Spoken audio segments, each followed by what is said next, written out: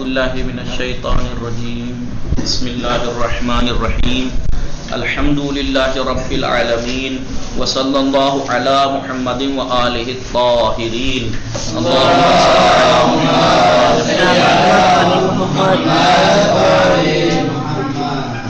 دسواں درس 9ویں درس ہی کی طرح علم اور بردباری کے بارے میں ہے. 9ویں درس بھی علم اور بردباری کے بارے میں تھا, 10واں بھی. اس کا مطلب یہ نہیں ہے کہ 9واں اور 10واں درس سیم باتیں بیان ہوئی ہیں, اس سے ریلیٹڈ باتیں ہوئی ہیں, جس میں 9ویں درس میں غصے کی مذمت کے بارے میں کہ غصہ کتنی بری چیز ہے اس کے بارے میں بتایا تھا, اور یہ بتایا تھا کہ غصے کو پی جانے کا کتنا ثواب اور کتنی فضیلت ہے.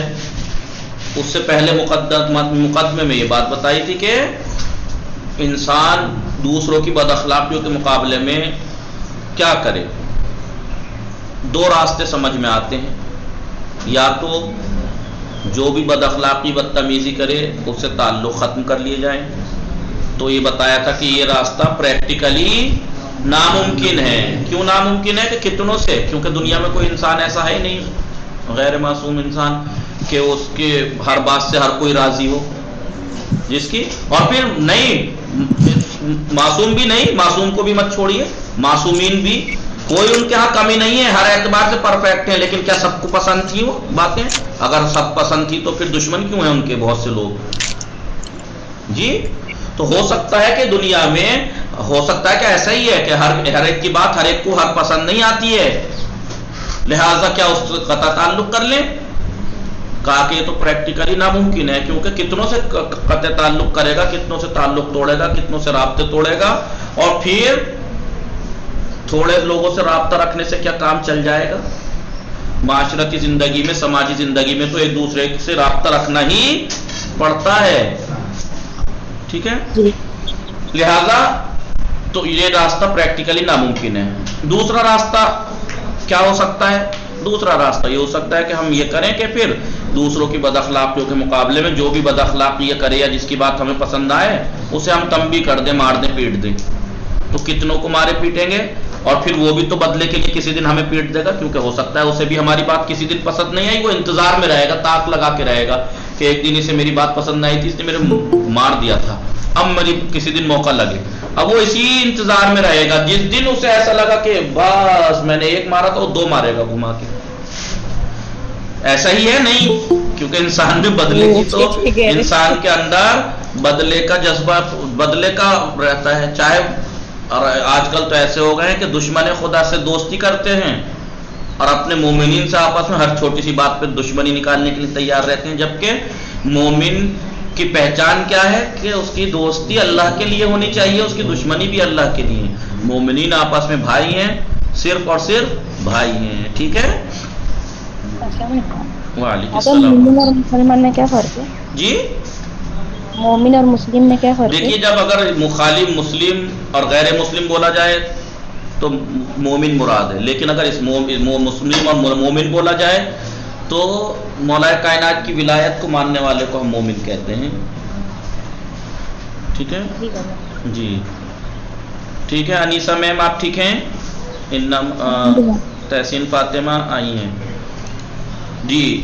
تو بتایا کہ یہ راستہ بھی, دوسرا راستہ بھی پریکٹیکلی ناممکن ہے کہ ہم تنبیہ کر دیں ہر ایک کو, کیونکہ کب تک تنبیہ کرتے رہیں گے اور کتنوں کو کرتے رہیں گے پھر وہ بھی. لہٰذا آپ تاریخ اٹھا کے دیکھ لیجئے انسانیت کی, جب جھگڑے چھڑتے ہیں تو چھوٹی چھوٹی بات پہ چھڑتے ہیں, لڑائیاں لمبی لمبی چل جاتی ہیں. اگر ایسا ہی رہا کہ ہم دوسروں کی خطاؤں پہ, غلطیوں پر تنبیہ کریں اور مار دیں, پیٹ دیں, تو خون ریزی برپا ہو جائے گی معاشرے میں, سماج میں.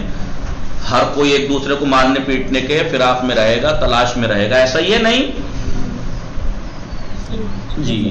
لہذا دونوں راستے ناممکن ہیں. تو پھر کیا کریں؟ تو کہا اسلام نے ایک راستہ بتایا ہے تیسرا, وہ کیا ہے؟ حلم اور بردباری کا. اس کے بعد کہا کہ اس کے لیے ہمیں کچھ باتوں پہ غور کرنا ہوگا. ایک تو غصے کی کتنا برا ہے اس کے بارے میں, وہ ہم نے پچھلے درس میں بتایا کہ غصہ کتنا برا ہے, غصے کو پی جانا کتنا سب اچھا ہے, وہ ہم نے پچھلے درس میں پڑھا. اس درس میں کچھ نمونے اور مثالیں حلم اور بردباری کی بتائیں, وہ حدیثیں کہ حلم اور بردباری سے کس طریقے سے سامنے والے کو رام کیا جا سکتا ہے۔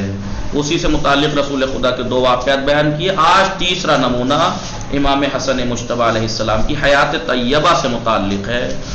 ایک روز ایک شامی انہیں یہیں سے بات کل الگ چلی گئی تھی، بہرحال مین پوائنٹ اس کا یہی تھا کہ شام کے اندر رسول اور آل رسول کے بارے میں اتنا پروپیگنڈا کیا گیا تھا کہ وہاں کے رہنے والے لوگ جو اہل بیت کی کسی گھرانے سے کسی فرد سے نہیں ملے تھے وہ دشمن بن گئے تھے آپ کے، بغیر دیکھے۔ آپ کو معلوم ہے کہ حقیقت ہے، یہ کتابوں میں ہے کہ بچوں کو بکری کے بچے دیے جاتے تھے۔ آپ جانتے ہیں بکری کے بچے سے بچے کتنے ہل جاتے ہیں ایک دم سے؟ چھوٹے بچے دیے جاتے تھے بچوں کو، جب بچے مہینہ 2 مہینہ 3 مہینے میں خوب ہل جاتے تھے بالکل جانور سے، تو وہ جانور حکومت کی طرف سے اٹھوا لیے جایا کرتے تھے، چرا لیے جایا کرتے تھے یہ کہیے۔ اور جب بچہ تڑپتا تھا میرا بچہ وہ کہاں ہے، میرا کہاں ہے، تو کہتے تھے علی لے گیا، علی نام کا ایک شخص ہے وہ لے گیا۔ تو آپ خود سوچو بچوں کے دلوں میں کیسی دشمنی بچپن سے پلی ہوگی، سمجھ رہے ہیں؟ آپ کو اگر ایک چیز دی جائے اور اس سے آپ مانوس ہو جائیں اور وہ آپ سے چھین لی جائے اور کہا جائے اور آپ کو یہ پتہ لگے فلاں نے چھینی ہے، یہ بچپن سے لے کے آپ کے اندر دل میں کتنی نفرت بیٹھے گی اس انسان کے لیے، بہت زیادہ۔ یہی کیا گیا تھا اور یہی وجہ تھی کہ کربلا میں قتل کرنے والوں نے ظلم کرنے میں کوئی انتہا نہیں چھوڑی تھی اور ان کا دل پسیج بھی نہیں رہا تھا اس مسئلے میں۔ کیوں؟ کیونکہ بچپن سے ان کے ہاں نفرتیں اتنی پلی ہوئی تھیں کہ انہیں احساس بھی نہیں تھا کہ ہم ظلم کتنا کر رہے ہیں۔ لہذا انہی میں سے ایک شام کا مرد، کیونکہ اس نے تو یہی پلا سنا تھا کہ کیسے لوگ ہیں، سب جو انہاں سنایا جاتا تھا، وہ مدینے آیا ہوا تھا۔ اس نے آپ کو سواری پر دیکھا، آپ گھوڑے پر سوار تھے، اس نے دیکھتے ہی جیسے پتہ لگا تو کیا کیا، آپ پر لعن و طعن کرنے لگا، گالی گلوچ کرنے لگا۔ آپ بالکل خاموش رہے اور کوئی جواب نہیں دیا۔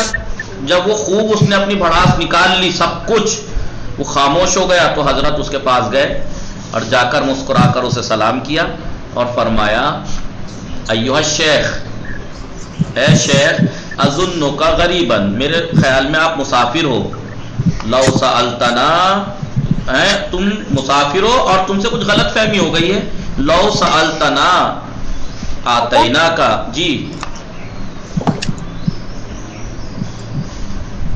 لو سألتنا آتینا کا، اگر تم ہم سے سوال کرو تو ہم آپ کو عطا کریں گے، بتاؤ ہم پورا کریں گے۔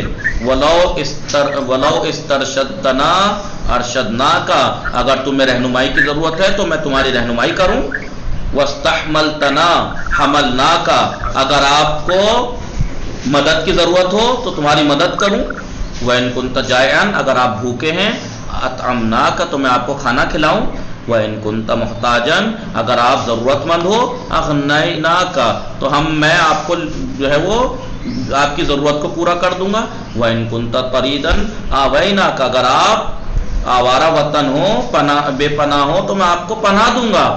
جی اب دیکھیں ترجمہ، اے شیخ میرے خیال سے تم مسافر ہو اور تمہیں کچھ غلط فہمی ہو گئی ہے، اگر تمہیں کوئی سوال ہو تو بتاؤ تاکہ میں پورا کر دوں، اگر تم رہنمائی کی ضرورت ہے تو تمہاری رہنمائی کروں، مدد کی ضرورت ہے تو تمہاری مدد کروں، بھوکے ہو تو تمہیں سیر کروں، پیٹ بھراؤں آپ کا، اگر لباس کی ضرورت ہو تو لباس دوں، آوارہ وطن ہو تو تمہیں پناہ دوں گا، یا کوئی اور حاجت ہو تو پوری کروں گا، بتاؤ، آپ بتائیے کیا بات ہے آپ کو۔ جب اس شخص نے آپ کے نرم کلام اور بردبانہ اخلاق دیکھا تو شرمندہ ہو گیا اور رونے لگا اور بولا میں گواہی دیتا ہوں کہ آپ زمین پر خلیفۃ اللہ ہیں۔ اور یہ کیا کہا تھا اس نے، آپ اللہ بہتر جانتا ہے کہ کہاں پہ اپنی خلافت رکھنی ہے، آپ ہی اللہ کے خلیفہ ہیں اور ہمیں تو آپ لوگوں کے بارے میں کچھ اور ہی بتایا گیا تھا۔ خدا جانتا ہے کہ اپنی رسالت کو کس جگہ قرار دے، آپ اور آپ کے والد اب تک میری نظر میں سب سے برے انسان تھے، کیونکہ ہمیں یہی بتایا گیا تھا ان لوگوں کو، لیکن اب میرے نزدیک محبوب ترین خلق خدا کے مخلوق میں سب سے محبوب ترین آپ لوگ ہیں۔ اس طرح امام حسن مجتبی علیہ السلام نے اپنے نرم رویے اور حلیمانہ اخلاق کے ذریعے اپنے ایک متعصب ترین دشمن کو، جو بنی امیہ کے پروپیگنڈا کی وجہ سے آپ سے کینہ اور دشمنی رکھتا تھا، یعنی شام کے لوگ جو آپ لوگوں سے کبھی ملے بھی نہیں تھے اہل بیت اطہار سے، اور وہ دشمن تھے آپ کے. کیسے تھے وہ دشمن؟ ایسے تھے کہ وہاں پر یہی پروپیگنڈے کیے جاتے تھے. اپنا دوست اور محبوب بنا لیا آپ نے، دیکھیے کس طریقے سے اپنے دشمن کو.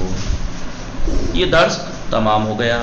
خلاصہ یہ ہوا کہ سماجی اور آپسی تعلقات، روابط کے سلسلے میں اولیاء الہی نے اعلیٰ سے اعلیٰ نمونہ پیش کیے ہیں. آپ سے تعلقات کیسے رکھنے چاہیے، یہ اللہ کے نبیوں نے اور ائمہ اہل بیت علیہ السلام نے خوب نمونے پیش کیے ہیں. ان کی سیرت کا مطالعہ کریں کہ دیکھیں کس طریقے سے آپ، دشمن بھی اگر کوئی ہوتا تھا تو اس کے ساتھ کیسے پیش آتے تھے، کس لہجے سے پیش آتے تھے. خاص طور سے حلم و بردباری، غصے پر قابو، اور برائی کے بدلے میں اس کا بدلہ، آپ کو میں نے آیت بھی بتائی تھی، برائی کا بدلہ برائی نہیں ہو سکتا. برائی کا بدلہ برائی نہیں ہو سکتا. جی، لہذا اہل بیت اطہار، انبیاء معصومین، اہل بیت معصومین، ان سب نے کیا کرتے تھے؟ دشمنوں کے برائی کے بدلے میں غصے پر قابو اور حلم و بردباری سے، اس کے ذریعے سے آپ دشمنوں پر احسان کر کے انہوں نے اخلاقی اقدار کو، ان منزلتوں کو مزید بلندی عطا کی. ٹھیک ہے. بے شک انسانی زندگی میں حلم اور بردباری کا بہت اہم کردار ہے، اور آپ آزما کے دیکھیں، اور آپ جانتے بھی ہیں کہ حلم اور بردباری سے دشمنوں کے بھی دلوں کو جیتا جا سکتا ہے. کتنا بھی پرانا دشمن ہو، آپ جا کے اس سے کہیں ملے، مل کے اس اخلاق سے، اہل بیت کا جو اخلاق ہے اس اخلاق سے پیش آئیے، پھر دیکھیے وہ آپ کا گرویدہ ہو جائے گا، آپ کا عاشق ہو جائے گا. وہ اپنے کیے پہ، اگر اس نے غلطیاں کی ہیں، وہ اپنے کیے پہ پچھتا لے گا. ٹھیک ہے. تو یہ اہل بیت اور رسول، آل رسول، یہ اس لیے نہیں ہے کہ بس ان کو ہم سنیں، پڑھیں اور مجلس میں بیٹھ کے اور ان کے بس جیسے چٹپٹے کھانوں کا ذائقہ لیا جاتا ہے ایسے ذائقے لیے جائیں. نہیں، ان کی سیرت ذائقے کے لیے نہیں ہے کہ ذائقے لیں.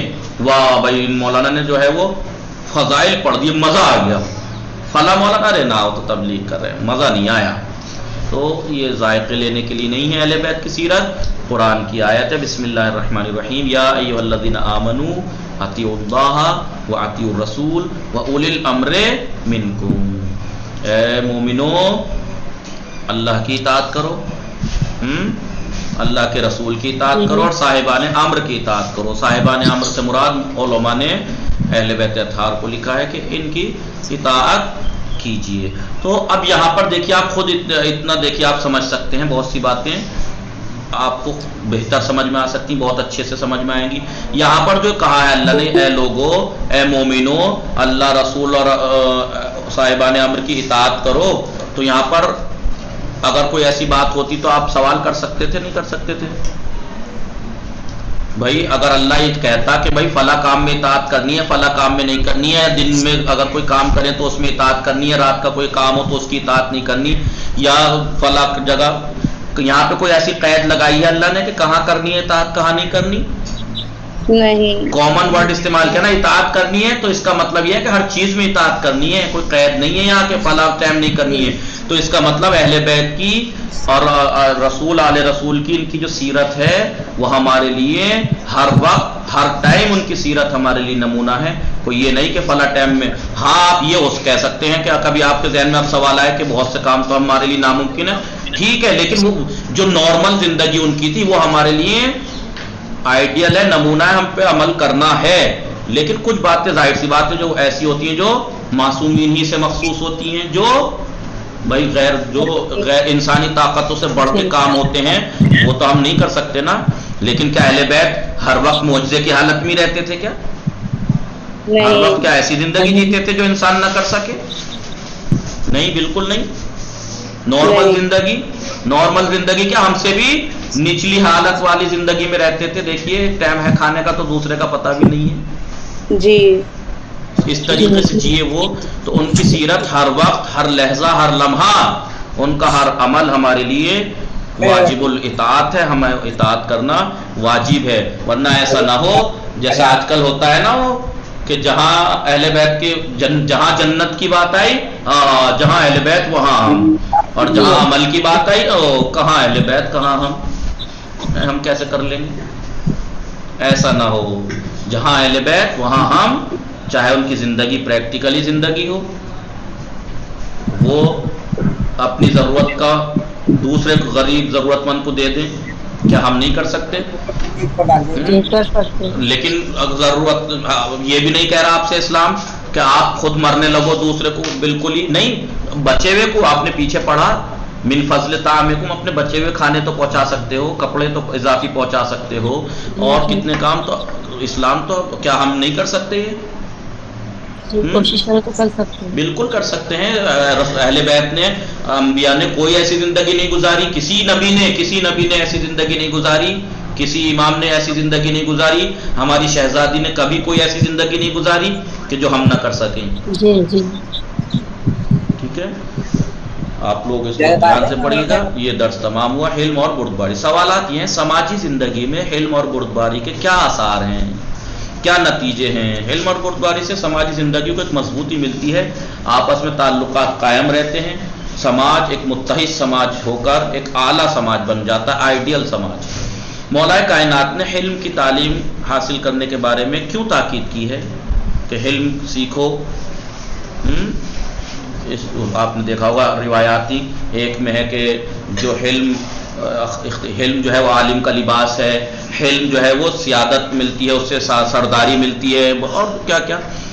حلم اور غصے کو کنٹرول کرنے کے درمیان کیا ربط ہے؟